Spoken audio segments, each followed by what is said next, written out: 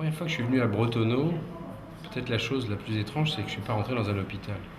On rentre dans cette espèce de rue intérieure, toute droite, puis on découvre une espèce de magasin, une espèce de salon de lecture. Tout d'un coup, il y a un café, un vrai café, comme à Paris.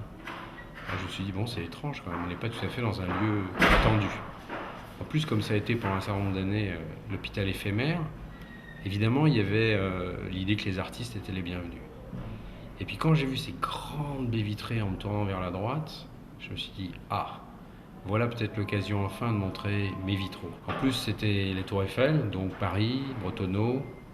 Et quand je suis occupé sérieusement des murs, comme les couleurs étaient quand même assez bigarrées autour, je me suis dit, on va utiliser les christographies.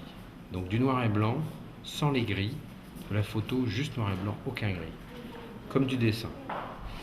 Et donc là, j'ai choisi le jardin des plantes, évidemment, parce que le jardin des plantes, c'est un endroit absolument magique où il y a plein d'histoires, notamment des arbres qui sont centenaires, bicentenaires, presque tricentenaires, un petit peu comme ici où on fait de la gériatrie, quoi. Donc j'ai choisi les arbres du jardin des plantes et puis je les ai installés en fonction de l'espace qui m'était resté. Et c'était intéressant. Tout d'un coup, il y avait une espèce de couleur qui se révélait dans du noir et blanc. Il y avait de l'espace pour rêver, ça recréait des horizons. Mais pour moi quand même, ici, la chose la plus importante, c'est d'avoir réalisé ces vitraux qui fonctionnent comme une cathédrale. Quand le soleil est fort, il rayonne par terre, il rayonne partout. Quand il est faible, comme les lumières d'hiver, comme on a eu en décembre, c'est l'inverse. Quand le jour change, tout d'un coup, ils sont intéressants à regarder de dehors et non plus de dedans. Enfin, ils étaient vivants. Et puis comme j'ai été accueilli maintenant pratiquement 3 mois, on a eu le temps de les voir évoluer et c'est très agréable.